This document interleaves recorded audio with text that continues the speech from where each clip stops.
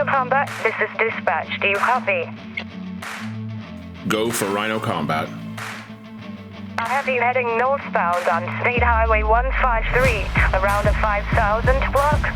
That's affirmative, Dispatch. An emergency flare just went up a little ways from where you are.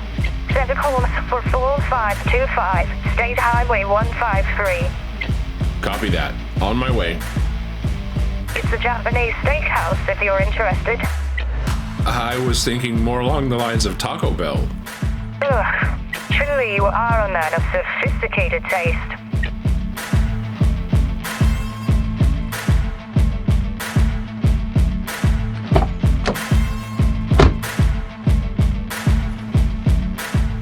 Audio journal. Entry number 1. My hunter alias is RhinoKombat, and I'm a hunter of monsters. I'm making this audio journal because someone once said to me that if you record your thoughts and daily activities, it can help you make sense of your life later on, and can even help you realize the path you may be on. And if you can see where you've come from, then you can look ahead and get an idea of the direction you're going and make plans to get to that future more easily. Or avoid it. Your call. They also said that if I don't have a means of charting my progress, it'll be far less likely I'd even be able to tell if anything I've done is having any effect. So yeah, as I said, I'm a monster hunter. It's what I do. Other than that, I'm not really anybody special. I mean, before the monsters came, I didn't really have much of a purpose or a plan. No career, not even much of a job. Then the world completely upended, and I spent almost a year too terrified to even leave the apartment. Then one day I saw the Monster Hunter Guild advertising for another one of their recruitment drives. And this time, the incentive for joining was a huge sign-on bonus. If you could pass the physical exam, demonstrate that you can keep your wits about you in a hunt, and show that you're even able to handle the enormous weapons used to hunt monsters safely. Discouraging though the requirements for joining may be, that sign-on bonus was just too good to pass up. It was enough to make me get out the door and at least sit in the parking lot.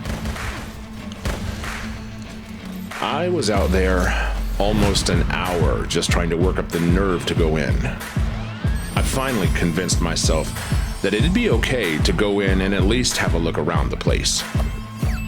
So I did. And I'm thankful that I did too. Even though they looked at me like I was obviously in the wrong place, at least the receptionist was pretty cute and very friendly. So, I swallowed my fear, approached the front desk, and asked about applying. I'm not really sure which was the bigger draw at that point, the sign-on bonus or the receptionist. So, I filled out all the paperwork and turned it in, fully intending to do my best in the training program. I mean, the very worst they could do was tell me I didn't have what it takes to be a monster hunter.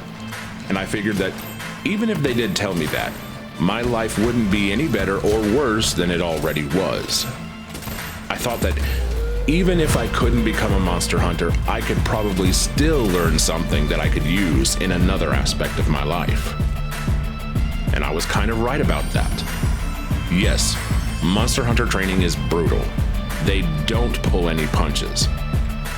Honestly, I'm not even really sure how I passed basic training. My training score was the lowest that they would even allow to pass the course, and I graduated at the very bottom of my class. But it was still enough to earn my guild card and get me started hunting. And that's what I did. They gave me a standard issue hunting knife with a shield, and the moment my card was handed to me, I was allowed to hunt. So I went out immediately and started hunting. And just to be clear, monster hunting is not easy work. It is every possible meaning of the word work. But it can also be pretty fun. The only downside is that harvesting monster body parts to sell can be very messy, and oftentimes just gross. But the pay is pretty good, I'm not gonna lie. And this is my life now. I'm basically just a glorified animal control officer. Seriously. As far as today is concerned, it was almost uneventful. Until I'm just about to Taco Bell and dispatch calls letting me know of a situation brewing. So I went to check it out. Ouch. I got absolutely wrecked by those monsters today and had to use a few healing potions just to stay in the fight. Clearly, I did not graduate at the top of my class. I think that more than likely, if there were any other hunters available to fill the 4th spot, dispatch would not have called me. You know, I really wish there was some sort of a grading system to all of this. And who knows, maybe there is, where your typical performance as a monster hunter could be reflected by a grade. You know, something like your standard school report card. You could earn a rank A through F, indicating how well you do on hunts. As it is, the current ranking system, which goes up a lot like levels in a video game, does not tell anyone how good of a monster hunter you are. All it tells anyone is how much work you've put into hunting monsters. So if you find yourself in the presence of a rank 241 monster hunter, that does not automatically mean that they're any good at it. It could just mean that they've been hunting for as long as the monsters have even been here on Earth. It is not a reflection of hunter skill. And that's really just a nitpick, because honestly, I'm not trying to throw shade on anyone's performance but my own. I feel like if dispatch sees my rank 117 and thinks, yeah, he should be okay to handle an 8-star monster, that might not be true, especially if I'm running low on potions. So by giving each hunter a ranking grade A through F, everybody can tell at a glance the kind of performance that hunter has regularly demonstrated. And it would probably help keep me out of even more embarrassing situations like the one I had today, with 3 absolutely pro hunters. Think I might just call in sick the rest of the week or something.